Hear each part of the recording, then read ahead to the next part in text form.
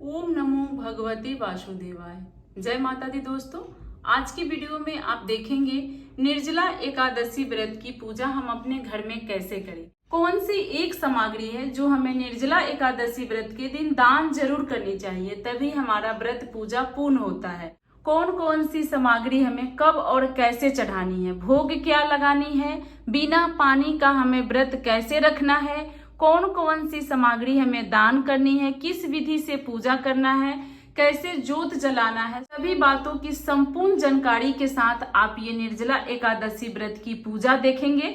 तो ये बहुत ही साधारण पूजा मैं इसमें दिखाई हूँ, लेकिन जानकारी आपको बहुत ही ज्यादा शास्त्रों से दी हूँ। तो इसलिए आप वीडियो को अंत तक जरूर देखें और वीडियो पसंद आए तो चैनल को सब्सक्राइब करके बेल आइकन प्रेस कर लें, जिससे मैं आगे इसी तरह की वीडियो डालूं तो आपको नोटिफिकेशन सबसे पहले मिल जाए।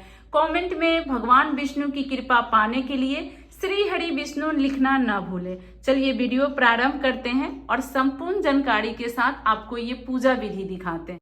देखिए, निर्जला एकादशी के दिन हम एक चौकी लगा लेंगे, उस पे पीला वस्त्र का आसन देते हुए फूल का हम आसन देते हैं। निर्जला एकादशी व्रत या किसी भी एकादशी में चावल का प्रयोग मत कीजिएगा, बिना गणेश जी का हमारा पूजा पूर्ण नहीं होता। तो देखिए, घी का अखंड दीपक प्रज्वलित किया जाता है निर्जला एकादशी व्रत के दिन। तो आप घी का भी दिया जला सकते हैं, तिल के तेल का भी आप दीपक जला सकते हैं। उसके बाद देखिए, सबसे पहले हाथ में काला तिल, फूल और जल लेकर के हम संकल्प लेते हैं। तो इसमें आपको संकल्प ऐसे लेना है कि आप निराजली व्रत रखेंगे या जलाहार फलाहार रखेंगे। जैसे भी आप व्रत रखेंगे, आप इस तरह से हाथ में काला तिल हो, सफेद तिल हो, फूल लेकर के भगवान विष्णु के समक्ष आप संकल्प ले लीजिए कि नाम और गोत्र लेकर के सबसे पहले संकल्प लेकर इस तिल और फूल को भगवान के आगे छोड़ दीजिए। अब आपने व्रत का संकल्प ले लिया है। दूसरा संकल्प हमें गणेश जी का लेना होता है। तो फिर आप हाथ में फूल और काला तिल ले ले, इसमें जल ले ले और गणेश जी के समक्ष आप संकल्प ले कि हे गणेश जी, मैंने निर्जला एकादशी व्रत रखा है, आप अपनी कृपा दृष्टि दर्शाए रखिएगा, मेरी व्रत पूर्ण करवाइएगा। ये बोलते हुए जल, फूल और ये काला तिला गणेश भगवान के समक्ष छोड़ दे।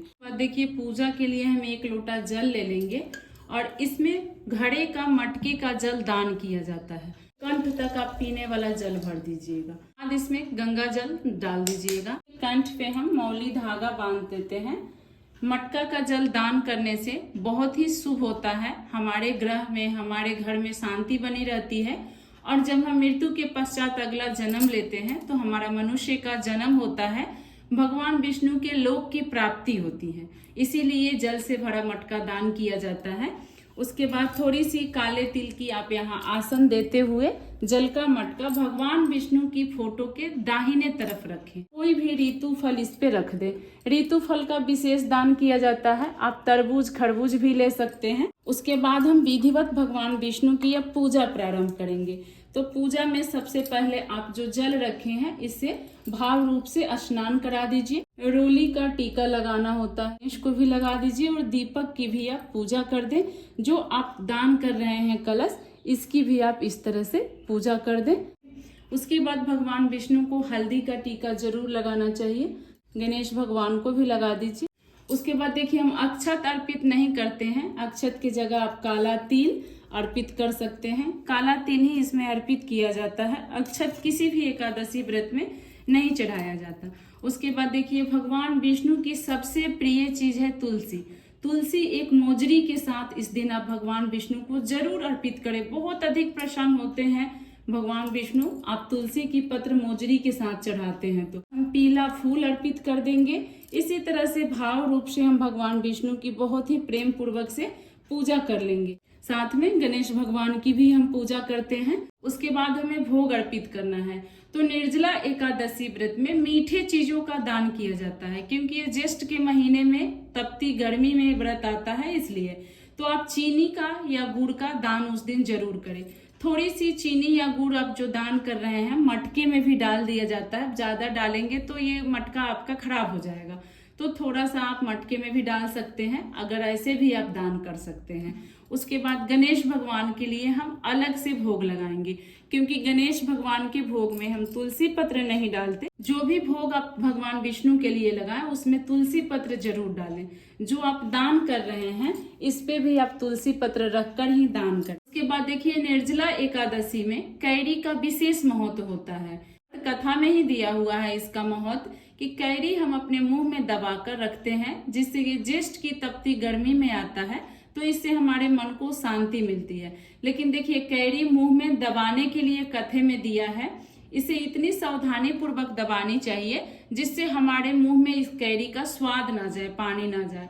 तो ऐसा हो सके तभी आप करें, नहीं तो भगवान विष्णु को आप एक कैरी उस दिन जरूर अर्पित करें।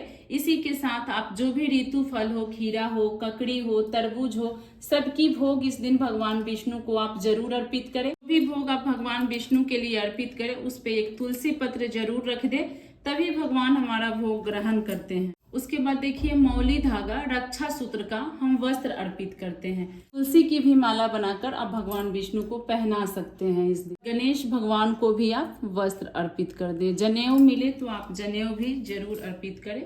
उसके बाद हम प्रेम पूर्वक से धूप दीप दिखा लेंगे। पूजा में आप एकादशी व्रत की कथा भी सुने। जितने दिन भी आप पूजा कर रहे हैं, ओम नमो भगवते वासुदेवाय, ओम नमो भगवते वासुदेवाय की आप जाप करें। आप जब पूजा पाठ कर ले, समाप्त करने से पहले आप एक माला ओम नमो भगवते वासुदेव की जरूर करें। आपको बांस का पंखा मिल जाए तो बांस की पंखा आप दान कर सकते हैं। तो यही सब सरल सामग्री से हम अपने घर के ही सामग्री से निर्जला एकादशी व्रत की पूजा करेंगे।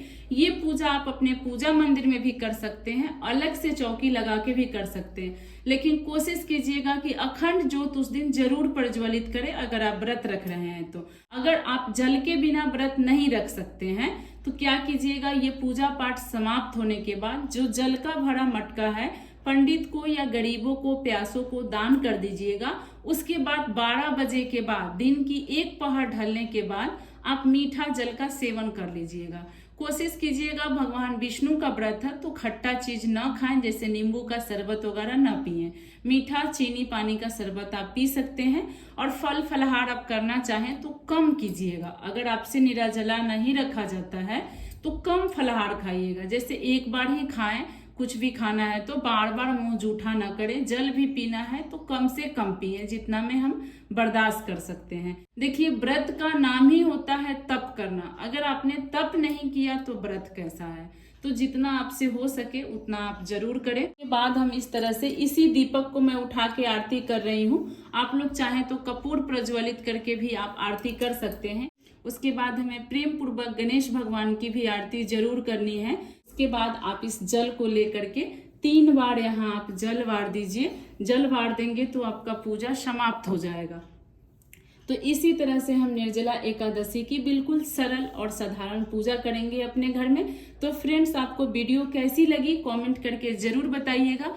थोड़ी भी वीडियो से आपको कुछ लाभ मिला हो तो कमेंट में श्री हरि विष्णु लिख करके वीडियो को एक लाइक आप जरूर कीजिएगा। इसी तरह की आसान पूजा विधि शास्त्रों की बातें जानने के लिए मेरी चैनल को सब्सक्राइब कर लीजिएगा। मैं इसी प्रकार की वीडियो हमेशा अपने चैनल पे लाती हूँ। तो मैं मिलूंगी इसी प्रकार की अन्य वीडियो में। ओम नमो भगवते वासुदेव।